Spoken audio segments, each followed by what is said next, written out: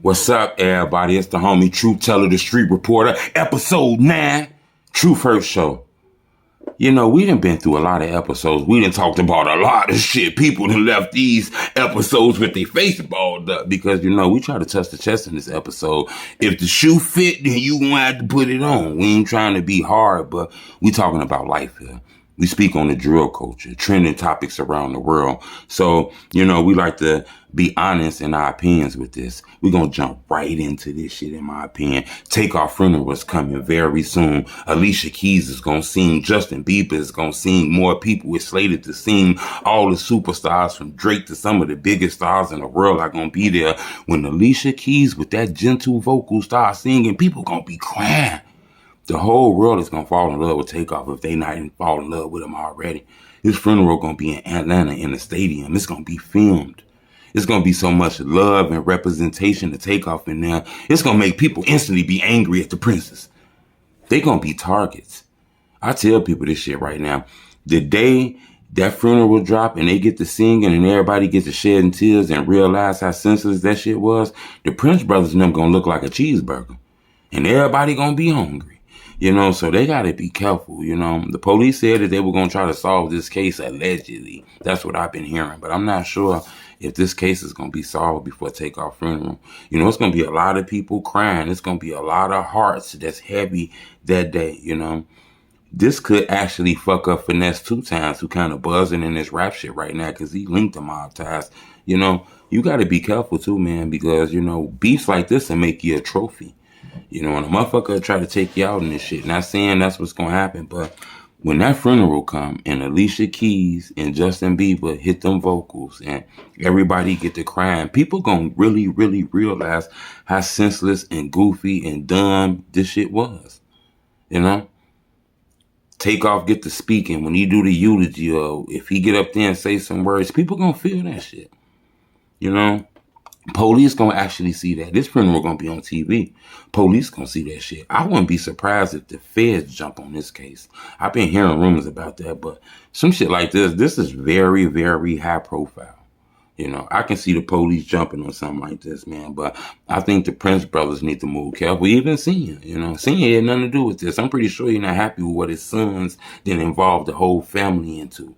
You know, seemed like Senior then flipped it over on some business shit. He representing Hoover, wanting to bring him home. Shit like this made it look bad. This might have even made it look bad on Hoover. You know, sometimes, you know, what your friends do will get put on you. And, you know, Jay Prince, one of the guys that's on Larry Hoover's list to come see him and shit like that. Even though Prince didn't do anything, shit like this can have a nasty eye looked upon. So I tell people that, you know, this TakeOff situation, this was crazy, you know. That's why I try to move the right way. I try not to be around goofy ass nigga, weak ass nigga, fake ass nigga, fuck ass nigga. I try not to be around niggas I don't really know. You know, me, I'm a loner. I be solo. That don't mean I don't be around people, but for the most part, I be solo. You ain't gonna never see me around a bunch of niggas, and you ain't gonna never see a bunch of niggas around me. You understand that? I don't move like that, you know? I don't need a bunch of niggas around me because I'm telling you, a lot of people, my homies, my friends, shit, me personally, they ain't just nothing but snakes that ain't been caught yet. But, you know, but that's not always true, though. It is good people out here, though. Sometimes you gotta let loose and trust people and shit like that. LilJay, that man did a long-ass time in jail, then came home, then was arrested, got locked up again, you know. You know, he was gone for a long time. He kind of came home and started moving the same way as before he got locked up, hanging with like some of the same niggas, doing the diss songs, still moving around Chicago with the blick on him and all kind of shit. You know, years passed since he was locked up. He kind of came home with the same mentality, even though he was killing it on the rap and shit. I still think when he come home, he gonna kill it, though. You know, he got a fan base, a cult following. You know, his interviews did millions of views, and he's aware of everything in the culture. He was nice enough to actually call me on the phone and talk to me on the phone. He didn't give me an interview, but he understood that I was a drill historian, and I focus in the drill culture, and he knew I need to call the drill historian. So I thought that was dope. But, you know, sometimes this lockup shit, you got to be careful. You can be so famous, so buzzed, and then be gone so long, the fans will forget who you is. I seen that happen with like 600 Breezy. He was at the height of his career, blowing up big time, fucking with Drake. Then he got locked up, went to prison.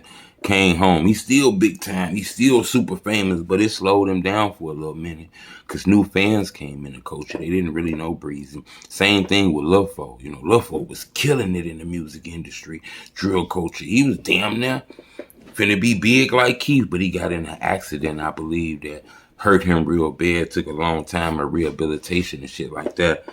The fans kind of forgot about him, you know, but he's still doing his music shit. That's not to, you know, take anything from him, but Lil Durk did an interview with Rolling Stone.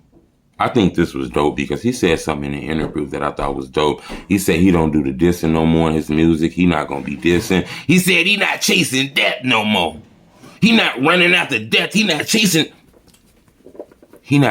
that shit no more. I think that's a strong comment. I stand for that. I think that's perfect to do. But you got to stand on it. You can't just say it. You got to mean it. You know, you done said things like this a couple of times, and then we done heard names in songs, but he said he not naming people in his songs, dead people, or anything like that no more. But you can't do it subliminally either. You know, I understand you ain't got to say the name, but you can't do it subliminally either. You understand that? Hit the like button for me too, man. Y'all get a chance, turn me up on the likes, man. I'm going to get back into this in a minute. Cut me up on the likes too, man. Turn me up. I say I have a couple hundred likes by now, all right? But Durk got to do it, though. You can't just say it. You got to really do that shit. When he say he want to help, he want to give back to Chicago, and he going to focus on that. You know, he did that a little while. He did a show. He threw a show at the United Center. Durk brought all the homies out. But that's the thing. You brought all the homies out. You didn't bring no ops out. You didn't bring the rivals out. Not saying you got to be that way, but if you're going to help the whole city, it's young kids with the rivals. You know, you might not like the rivals you was into, but they got kids. They got shorties in that neighborhood and shit. You know, you got to help everybody. If you're going to help, you got to help everybody. If not, then you just help and do what you do, but you can't be pronouncing that shit loud like you want to make change and make it better if you ain't going to do it for everybody. You know? And I understand this shit went on in the streets. You know, a lot of shit that went on in these streets. That's the reason we covered this scene. But, you know, he done got famous. I'm pretty sure Durk close to that 100M. He about close to that 100M mark, the way he's been killing it, the way he's been doing the music. I'm pretty sure when it's time to re-up on his next deal, he gonna try to get one of them NBA Youngboy Kodak Black deals. So I'm pretty sure before Durk done with this shit, he gonna have over 100 in his shit. So, you know, with him making that kind of money, getting that huge, having that fan base, that machine behind him, it's time for him to Kanye West it out. And not with the anti-Semitic talk, but just being the guy who helps bring the next artist out. If you gonna throw an event in Chicago, you gotta bring Rug out. You gonna throw an event in Chicago, you gotta bring FBG out. Y'all ain't gotta be best friends, give hugs and do kumbayas and shit, but you gotta bring them out. That's what you call changing this shit. You know, y'all talk about the blogs always spreading the violence. Imagine if Durk was to bring one of the so-called opposite enemies out at the show. That's all we'll be blogging about. Durk ended the war. Durk ended the war. Durk ended the war. Durk ended the war. YouTube would be filled with them type of blogs. You see what I'm saying? But you got to get that good energy for us to get those type of blogs out. Imagine Durk fucking with some of the rivals or, you know, some of his homies doing other songs, this mixtapes being done together. Then imagine somebody doing a diss record. All the blogs gonna say, hell no, you shouldn't be doing that shit. Now that's weird. Niggas hanging together. And you see what I'm saying? But since it's turmoil and beef, that's all the bloggers got to blog about. But I tell people that shit though. FybJmane. You know, somebody told me to speak on this. I spoke on this every day. I don't know where you been at. But I just think it's funny as hell. I'm not gonna lie. I think the shit is funny as hell. You know, some people say it's dragging too long now. He done did this shit too long now. But it's working for him. Y'all keep talking about J-Man. Y'all gonna fuck around making Wish. Y'all gonna fuck around making rich, man. You keep talking about it, you're gonna fuck around making rich. You're gonna fuck around blow him up. You keep his name in your mouth. You keep doing that shit, you're gonna fuck around and blow him up. Because this shit fun. The man said Lil Durk and them gave him, they sent him that plate. I thought that was the funniest shit ever in my life. Hey, he's a funny guy. And he found a way to headlock the algorithms. This man keep this up, he gonna fuck around and get a deal. You gotta remember, it ain't so much about rap. It's about the algorithms. Can you bring people to download and do this? And he becoming a fixture on his internet. You don't think famous people see him doing this? You don't think the record label see him doing this? Just think about this shit. What you think crazy, me personally, I think he's smart. You know, I think he found the plan and he gonna stick to it, you know. Now, how him and his homeboys gonna do after this shit, I don't know. I don't know if he's still gonna be with the homeboys. They might be mad at him. But I think he at an age where he don't really give a fuck about that homeboy shit, like I said. I think he trying to get him some money, focus on his career. Nobody helped him when he wasn't saying shit. When he wasn't doing this shit, nobody gave a fuck about him. Nobody cared. Yeah, the fans cared. We did, but I'm talking about the homeboys. Nobody gave a fuck about him. Nobody sent them $300 on his rent. Nobody sent them $500 on a light bill. Nobody sent them this on this bill. Nobody did none of that shit. Now, all of a sudden, everybody care about what the fuck he do. So I do understand him from that. But like I say, I ain't from over there, so I don't have no personal reason to be upset at anything that they got going on.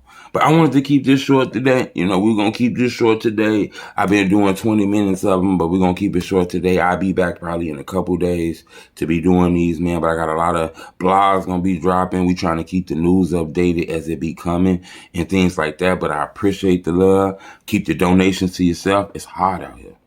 You don't got no time to be giving me your shorty Lunchable money, man. Giving me your shorty little change money, cash out me, they little snack money and shit. I'm cool. I'm a grown ass man. You want to support me? You hit that like button. Bing. You pull your phone out. You hit that like button. Bing. Matter of fact, you hit that like button right now and I'm going to chill for a little second. Now, for real though, turn me up on the likes, y'all. Y'all get a chance. But I appreciate the love. It's the homie Truth Teller Street Reporter. Bleh, bleh. Bleh.